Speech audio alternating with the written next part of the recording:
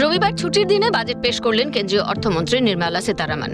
জিনিসের দাম কমা বাড়ার দিকে যেমন নজর থাকে মানুষের, তেমনি আলোচনার বিষয় হয়ে ওঠে সীতারামনের শাড়ি। এই বছরও তার ব্যতিক্রম হলো না। 2026-এর বাজেট পেশের জন্য বেছে নিয়েছেন তামিলনাড়ুর বিখ্যাত শাড়ি কাঞ্জিভারম।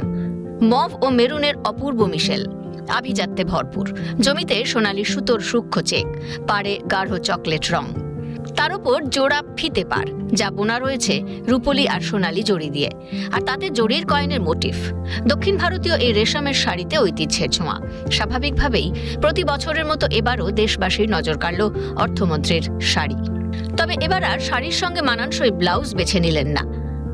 তার থেকে একটু সরে শাড়ির পাড় দেওয়া ব্লাউজের বদলে পরেছিলেন হলুদ রঙের ফুলহাতা উলের ব্লাউজ।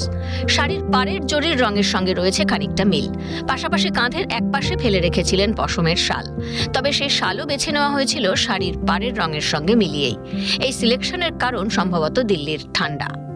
তবে এ ধরনের শাড়ি বেছে নেওয়ার নেপথ্যে কী কারণ? অনেকেই মনে করছেন চলতি বছরে ভোট রয়েছে তামিলনাড়ুতে, বার্তাবাহক হিসেবে কাজ করতে পারে এই শাড়ি।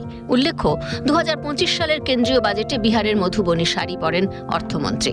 2024-এর বাজেট পেশের সময় পরেছিলেন নীল রঙের তসর সিল্কের শাড়ি, বাংলার কাঁথা স্টিচের বুনন। তবে যাই হোক, নির্মলা সীতারামনের শাড়ির এই বাহারি রূপ যে প্রতি বছরই চর্চার বিষয় হয়ে ওঠে, তা আর বলার অপেক্ষা রাখে না।